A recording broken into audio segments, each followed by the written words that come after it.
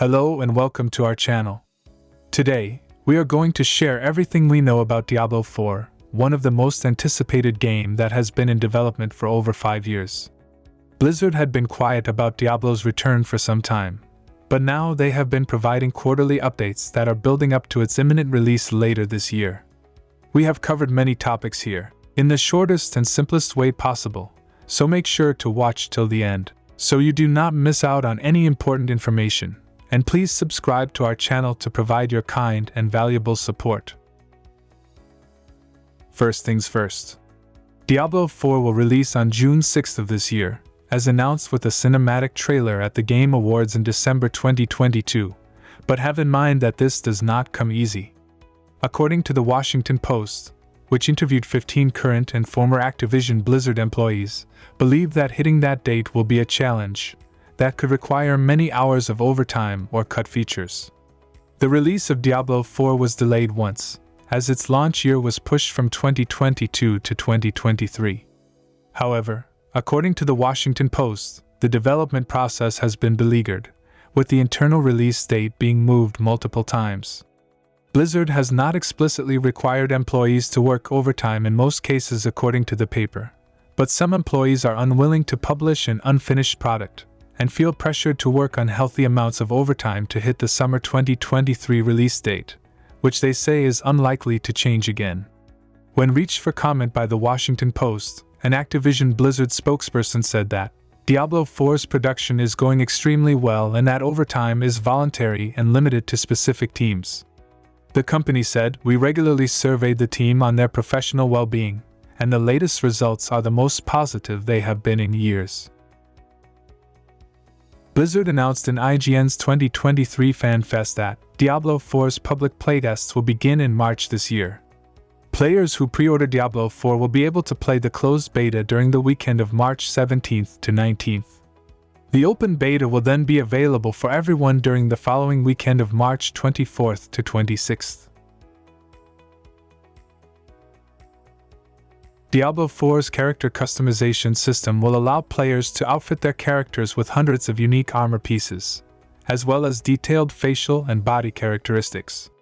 An expanded die system will also let players customize individual pieces of armor or entire outfits. Along with armor customization, Diablo 4 will also let you change the facial features of your character. According to Blizzard, your characters will get more close-up time than ever before in the series, in menus and cinematic sequences. Blizzard says you will be able to change the face of your character, the hairstyle, the facial hair like beards and eyebrows, and add jewelry like nose piercing or earrings, makeup, and body markings, such as tattoos or body paint. You will also be able to change the color values of your character's skin, eyes, hair and facial hair, and body markings.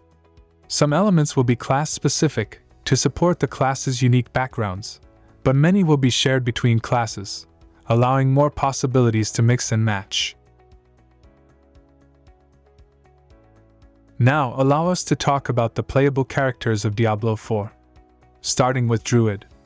The shape-shifting Druid class was one of the first to be announced for Diablo 4. They're able to use powers based on the earth and wind, and seamlessly shape-shift into were-bear and werewolf forms. Druids are also able to bring some companion summons to help out, including wolves and ravens.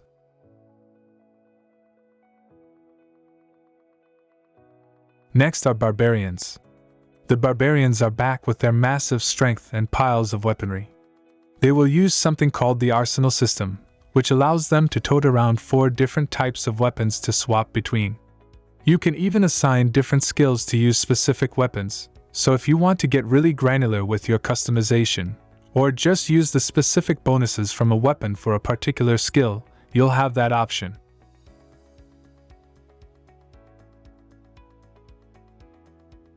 Moving on to Sorceress.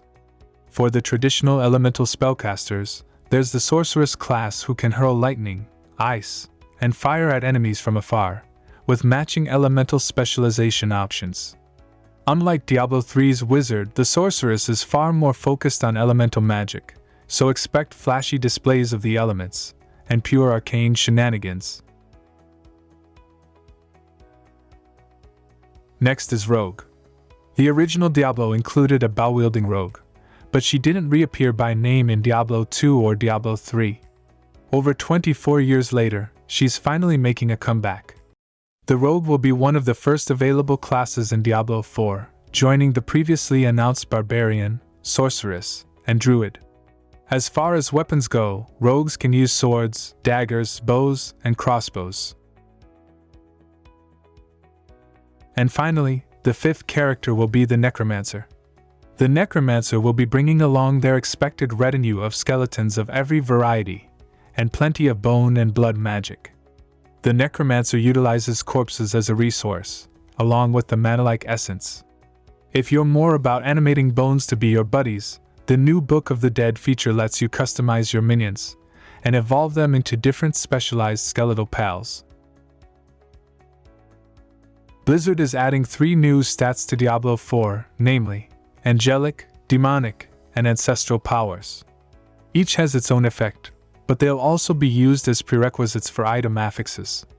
Angelic power increases the duration of all beneficial effects like self-buffs or healing.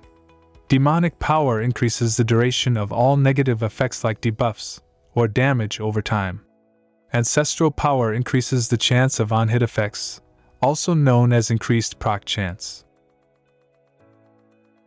In its quarterly update for September 2020, Blizzard talks about Diablo 4's new skill tree. The branches of the tree are where you'll spend experience earned while leveling to unlock new active skills, enhancements for those skills, and passive points. Passive points are spent in the roots of the tree, where you unlock additional effects. Blizzard says that it currently aims for players to unlock around 30 to 40% of the nodes on the skill tree by the endgame, meaning players will have quite different builds even within the same class. More recently in November last year, Blizzard spoke with IGN and confirmed that the skill tree can be respec'd, but at a cost that ramps up as you level, in an effort to make your investment in your character and their build deeper. There is a good news for anyone who has friends that play on Xbox or PlayStation consoles. At the Xbox and Bethesda Games Showcase back in June 2022, Blizzard mentioned that Diablo 4 crossplay is going to be fully open between platforms. We've got fully enabled crossplay. If you have an Xbox and your buddy has a PC, you're going to be able to group up. Or you can play couch co-op. You will be able to jump into games together with your friends' characters, regardless of what they are playing on. PvP or player versus player will be contained to areas called Fields of Hatred. Inside a field, you will collect shards of hatred by fighting monsters, opening chests, killing other players, and completing other tasks. Hold on to your shards long enough to cleanse them at an altar, and you will be able to spend them on items from special merchants. If you are killed while holding unclean shards, you will drop them, and whoever took your life will get to grab them.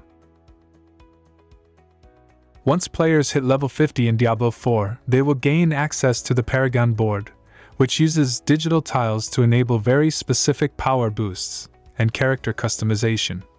The process begins at the center of the board and radiates outward across normal, magic, rare, and legendary tiles.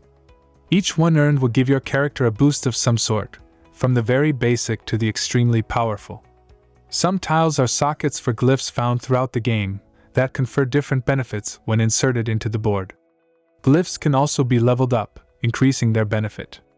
Eventually, you will reach the edge of the Paragon board, but that is not the end of the process. Instead, you will find a gate tile, a special kind of tile that unlocks and connects to other Paragon boards, each with a unique layout and new magical, rare, and legendary tiles.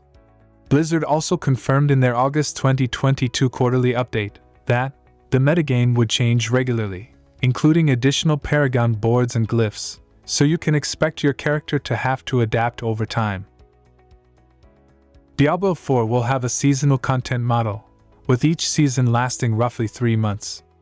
Each season will have an associated season pass, which grants rewards as players achieve higher ranks by completing in-game activities. As in standard Battle Pass fashion, there will be a free season pass available to all players, with a $10 paid season pass offering additional, and presumably, cooler rewards.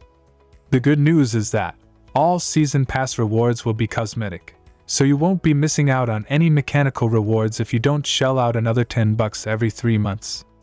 Diablo 4 will also have an in-game store, but aside from the Season Pass and eventual expansions, only cosmetics will be available for purchase. Diablo 4's open world contains 5 regions that can be explored in any order. Lead environment artist, Matt McDade, in 2022's first quarterly update said, each region is fraught with dangers of their own kind. Many routes and hidden corners to uncover. How you chose to make your way through this vast world is up to you. The art and design teams have constructed a contiguous world, where you can roam from coast to coast, or high up into the glacial ridges. For the environment art team, we want to ensure each handcrafted location is distinct and immersive. This is the final section of the video where we will see some environment footages from these regions.